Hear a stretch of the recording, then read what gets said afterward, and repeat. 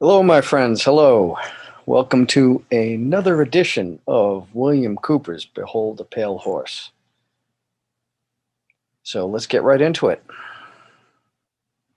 The Knights of Malta is a world organization with its threads weaving through business, banking, politics, the CIA, other intelligence organizations, P2, religion, education, law, military, think tanks, foundations, the United States Information Agency, the United Nations, and numerous other organizations.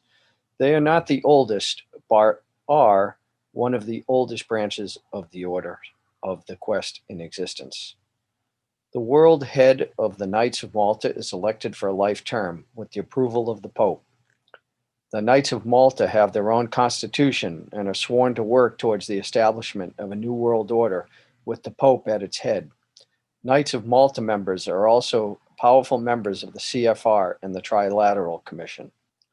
The Vatican has been infiltrated over many years by the Illuminati.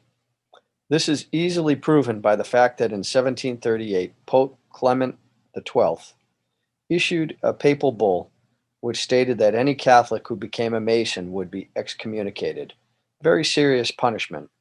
In 1884, Pope Leo XIII issued a proclamation stating that Masonry was one of the secret societies attempting to revive the manners and customs of the pagans and establish Satan's kingdom on earth. Piers Compton, in his book The Broken Cross, traces the infiltration of the Catholic Church by the Illuminati.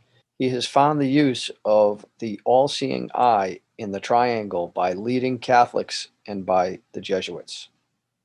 It was used in the seal of the Philadelphia Eucharistic Congress in 1976. It was on a special issue of Vatican stamps in 1978, announcing the final Illuminati victory to the world.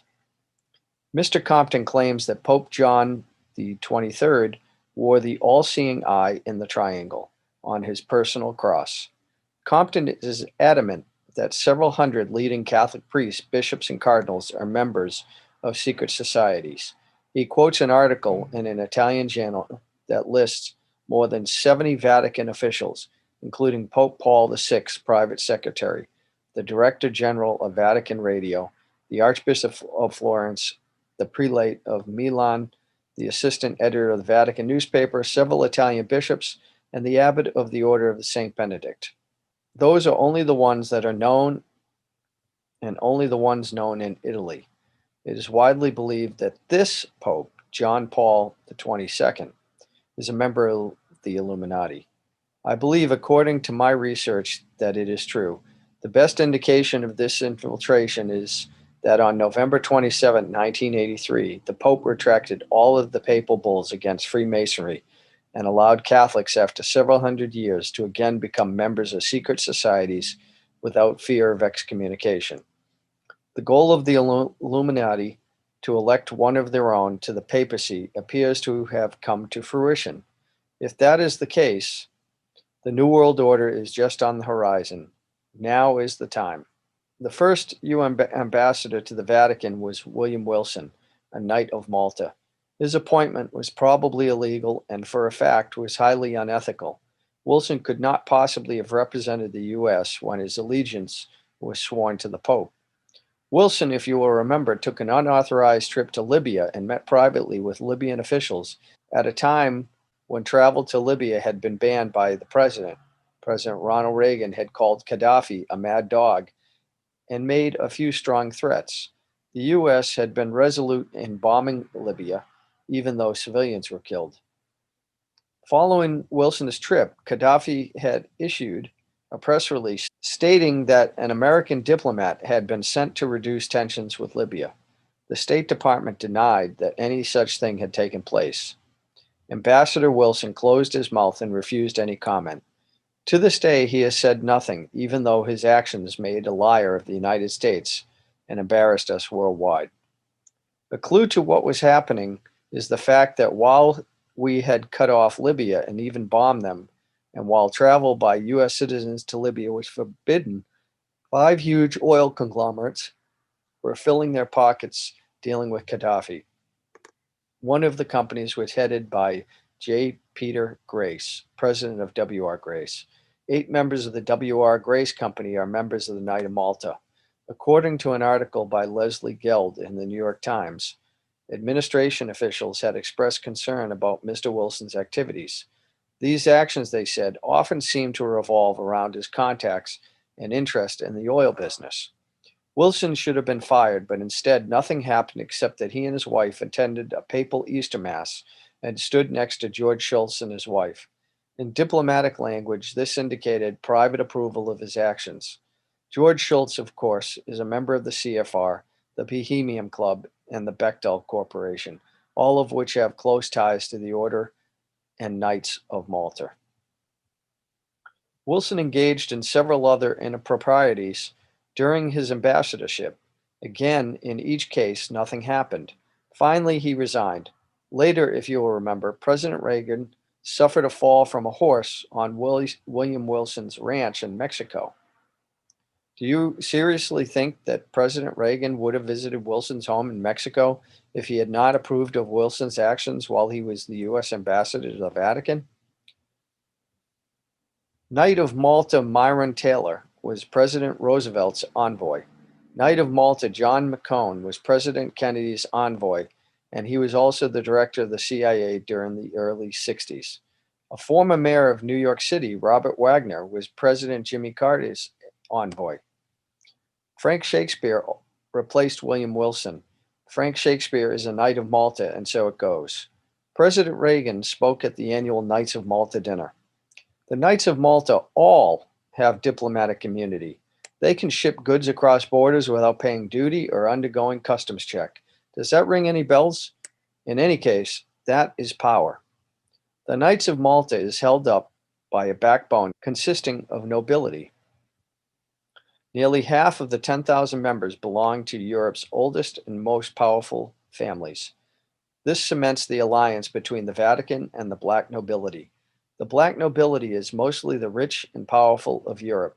The head of the black nobility is the family that can claim direct descendancy from the last Roman emperor.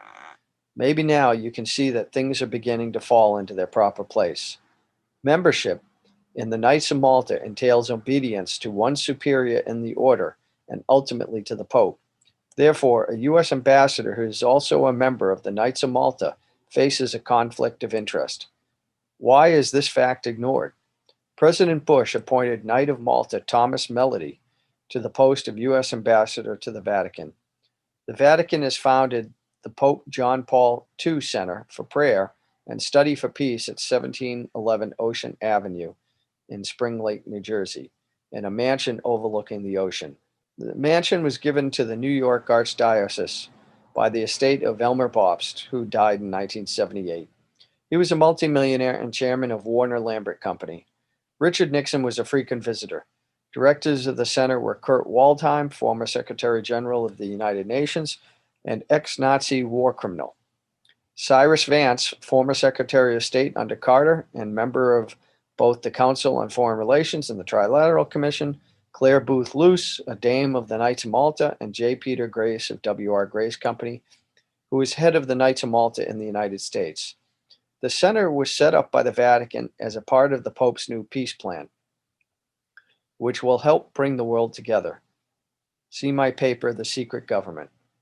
The center has 2 roles. 1, educate Catholics and their children to accept the New World Order. 2, provide residence for the World Peace Solution computer and an ongoing study for peaceful solutions to any future problems which may endanger world peace.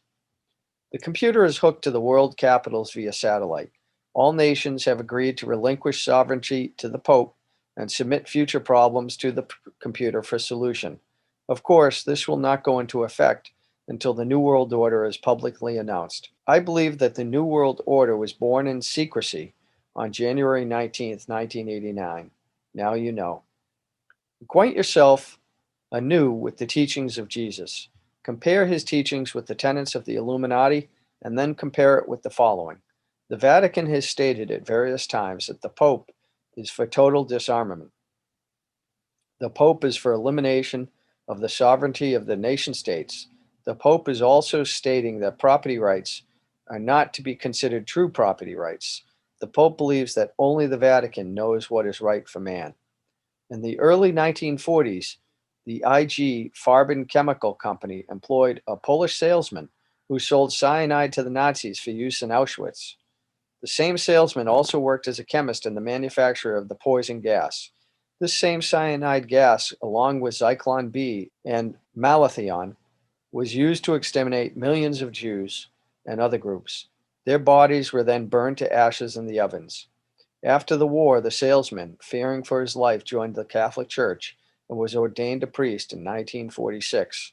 One of his closest friends was Dr. Wolf Smunis, the mastermind behind the November 78 to October 79 and March 80 to October 81 experimental hepatitis B vaccine trials conducted by the CDC in New York, San Francisco, and 4 other American cities that loosed the plague of AIDS upon the American people. The salesman was ordained Poland's youngest bishop in 1958.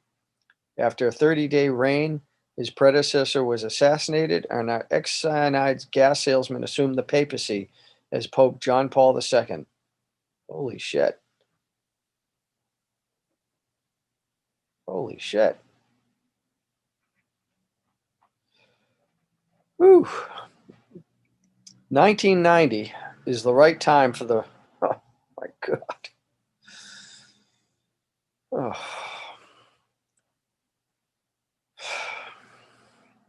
1990 is the right time with the right leaders. Ex-chief of the Soviet secret police, Mikhail Gorbachev, ex-chief of the CIA, George Bush, ex-Nazi cyanide gas salesman, Pope John Paul II, all bound by an unholy alliance to ring in the New World Order. The Pope has challenged world leaders by claiming that the people of the world already recognize the absolute authority of Rome because they observe the Sunday Sabbath that was ordered by the Pope in the Council of Laodicea. The original 10 Commandments given Moses by God ordered that we should remember the Sabbath day to keep it holy. 6 days shalt thou labor and do all thy work, but the seventh day is the Sabbath of the Lord thy God. In it thou shalt not do any work, thou, nor thy son, nor thy daughter, thy manservant, nor thy maidservant, nor thy cattle, nor thy stranger that is within thy gates. For in 6 days the Lord made heaven and earth, the sea, and all that is in them, and rested the seventh day. Wherefore the Lord blessed the Sabbath day and hallowed it. The seventh day, the Sabbath, as handed to Moses by God, is Saturday. The celebration of Sunday as the Sabbath is verification that the people recognize the Pope as superior to God. The only whole people who have not recognized the authority of the Pope are the Jewish people, and that is why the Vatican has not and will not recognize the state of Israel. The Vatican refuses to call it Israel. Instead, the Vatican says Palestine when talking about Israel. Again, I must remind you that what you believe makes not one bit of difference. The important thing to understand is that if they believe this, it is going to give you nightmares. The Pope has a lot of charisma, and in a one-world system, you need a religious head for power. Khomeini proved that. This Pope has enough following and charisma to make what we consider a great threat in this move. Pope John Paul II is most anxious to complete his goal. His goal is to reunite the Christian world under the leadership of the papacy. If at all possible, he hopes to reach his goal by the end of this century. This is the primary reason behind the Pope's many worldwide trips. Were you aware that Hitler and his entire staff were Catholic? Did you know that the Nazis dabbled in the occult? Did you know that the New York Times of April 14th, 1990 quotes George Bush as stating, "Let's forgive the Nazi war criminals"?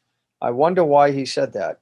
Did you know that the Los Angeles Times, December 12th, 1984, quoted John Paul II as saying, "Don't go to God for forgiveness of sins, come to me"? The Pope committed blasphemy, thus fulfilling prophecy according to the book of Revelation. The Pope is telling us that he is God. Remember, never worship a leader. If you worship a leader, then you no longer have the ability to recognize when you have been deceived. On July 21, 1773, Pope Clement XIV forever annulled and extinguished the Jesuit order. France, Spain, and Portugal had independently come to realize that the Jesuits were meddling in the affairs of the state and were therefore enemies of the government. The Pope's action was a response to pressure applied by the monarchies. King Joseph of Portugal signed a decree by which the Jesuits were denounced as traitors, rebels, and enemies to the realm. Pope Pius VII in August 1814 reinstated the Jesuits to all of their former rights and privileges. Ex-President John Adams wrote to his successor, Thomas Jefferson, "I do not like the reappearance of the Jesuits. If ever there was a body of men who merited eternal damnation on earth, it is this society." Jefferson replied, "Like you, I disapprove of the restoration of the Jesuits, for it means a step backwards from light into darkness."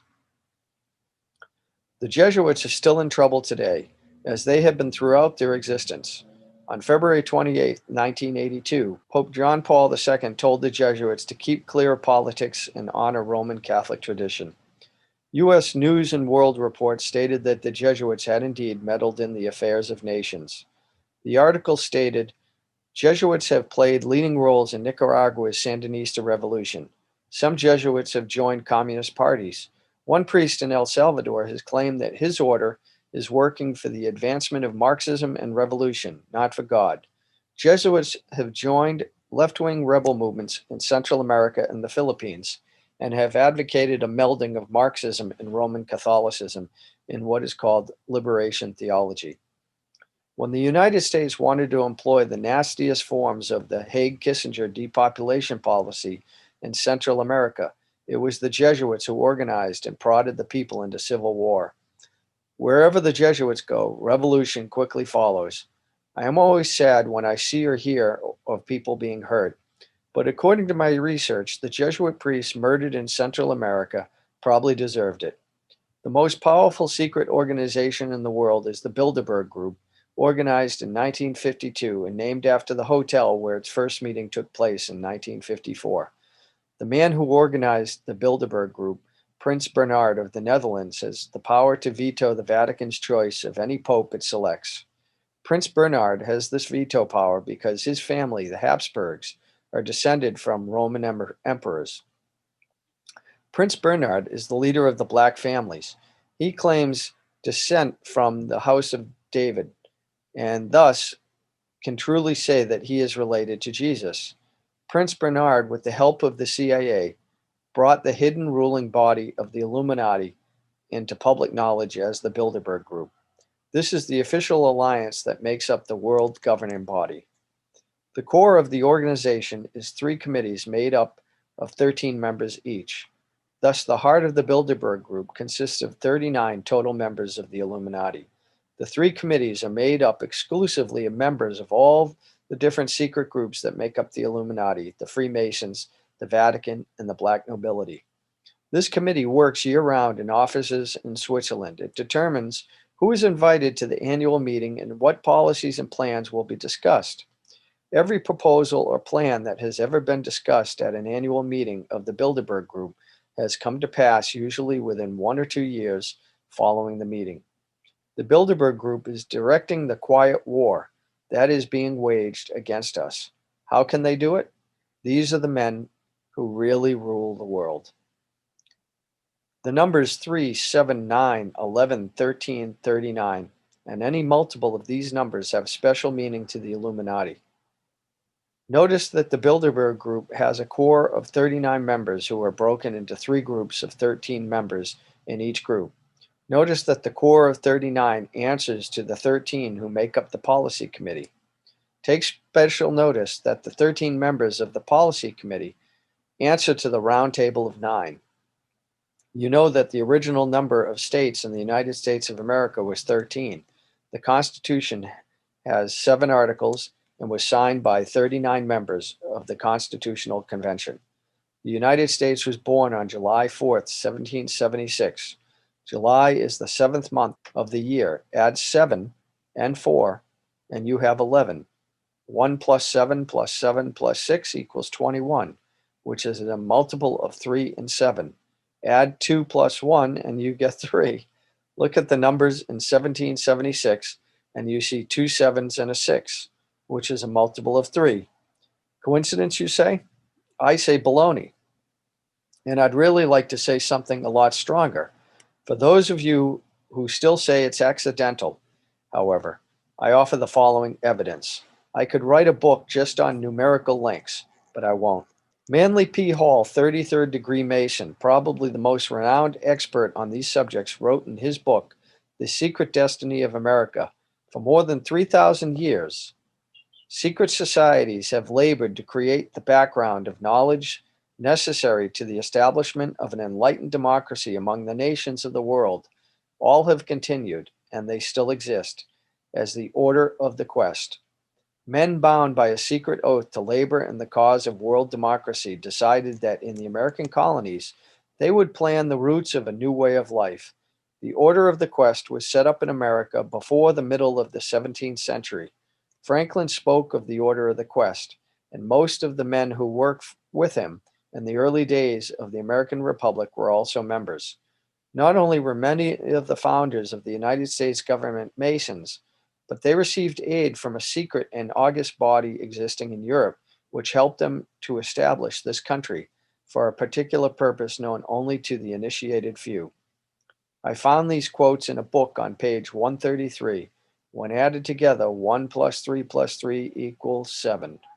Coincidence? I think not. We can get a little insight into the order of the quest from Franklin D. Roosevelt's Secretary of Agriculture, Henry Wallace, the man directly responsible for the printing of the reverse of the Great Seal of the United States on the $1 bill. Mr. Wallace, a member of the Order of the Quest, wrote in a letter to the Russian mystic and artist Nicholas Roerich, the search, whether it be for the lost word of Masonry, or the holy chalice, or the potentialities of the age to come, is the one supremely worthwhile objective. All else is karmic duty. But surely everyone is a potential Galahad. So may we strive for the chalice and the flame above it? The Holy Grail has a way of popping up on a regular basis in the writings of secret in the Great Seal of the United States. We see the ancient symbol of the Brotherhood of the Snake or Dragon, which, as you already know, is the all-seeing eye in the pyramid representing Lucifer in the form of wisdom. Just below the pyramid, you will note Novus Ordo Seclorum, which translated means New World Order. There are 9 tail feathers on the eagle, 13 leaves in the olive branches, 13 bars and stripes, 13 arrows, 13 letters in E pluribus unum, 13 stars on the green crest above, 13 stones in the pyramid, 13 letters in Annuit Coeptus. 13 is the mystical number assigned to Satan, according to Stan Deyo in his excellent book entitled Cosmic Conspiracy. All of these mystical numbers also have special meaning to the Freemasons. You would have to be a devout skeptic to miss the tremendous significance of all of these supposed coincidences. Who among you can still say that there is no link? I read while in naval intelligence that at least once a year, maybe more, 2 nuclear submarines meet beneath the polar ice cap and mate together at an airlock. Representatives of the Soviet Union meet with the policy committee of the Bilderberg Group. The Russians are given the script for their next performance. Items on the agenda include the combined efforts in the secret space program governing Alternative 3.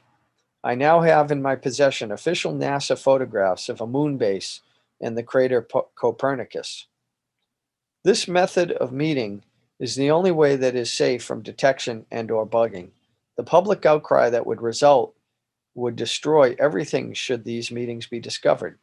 A BBC TV documentary program entitled Science Report revealed these same facts, but subsequently issued a retraction. In their retraction, they stated that the show had been fiction. It must be noted here that Science Report was a very respected documentary, non-fiction program in Britain. Never in its history had it ever aired fiction. This subject is explored in depth in another chapter.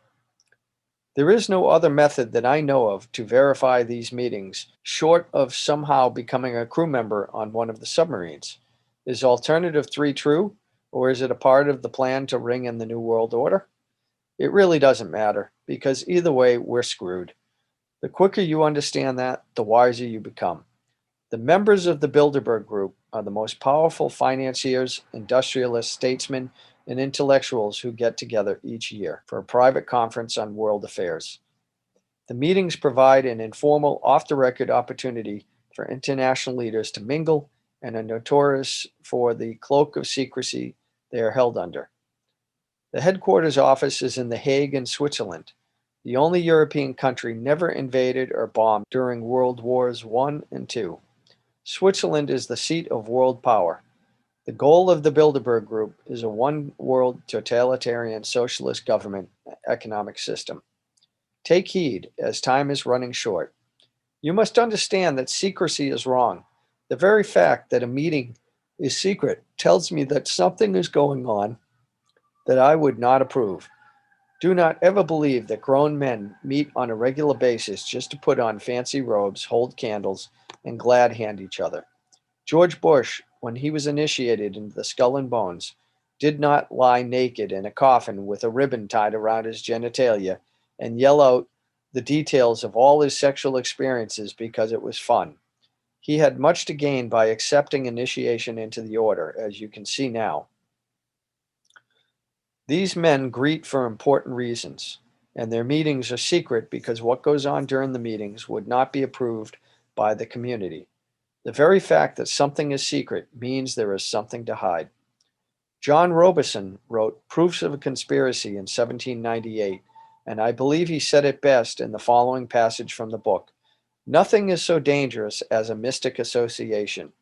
The object remaining a secret in the hands of the managers, the rest simply put a ring in their own noses, by which they may be led about at pleasure, and still panting after the secret, they are better pleased the less they see of their way.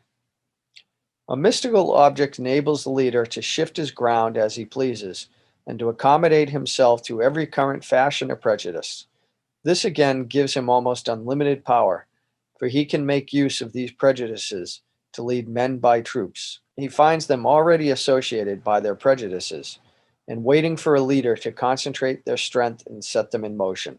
And when once great bodies of men are set in motion, with a creature of their fancy for a guide, even the engineer himself cannot say, "Thus far shalt thou go, and no farther." Is the common man really as stupid as the elite seem to believe? If he is, then maybe the average citizen is better off ignorant, being manipulated this way, and that whenever the elite deem it necessary.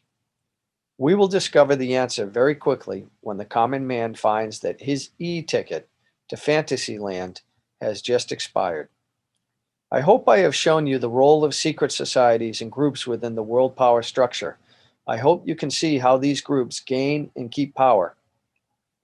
You should have some understanding of how operating in secrecy and infiltrating every level of government and vital industry, including the press, the elect manipulate the people and nations of the world towards any direction desired. I hope you caught on to the fact that the secret power structure is toward a totalitarian socialist state, fascism. It is not the Nazis, as they were a product of this power structure. It is not the Jews, although some very wealthy Jews are involved. It is not the communists, as they fit the same category as the Nazis. It is not the bankers, but they do play an important role. I also hope that you are beginning to look inside yourself to see if their reality fits. Are you getting the message? For a better understanding of secret societies and their role throughout the ages, I recommend you read the books listed as source material at the end of this chapter. US President Bush and Soviet President Gorbachev arrived yesterday on the Mediterranean island for a summit conference beginning today, during which both hope to start the search for a new world order. New York Times, December 1, 1989.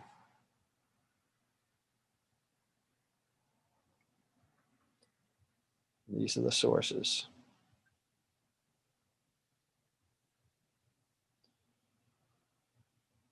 And as Bill Cooper said, you can believe it or you don't have to believe it.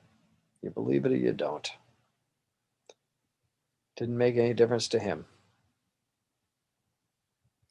And we'll stop here. Well, I'd never heard that about Pope John Paul II. That was something.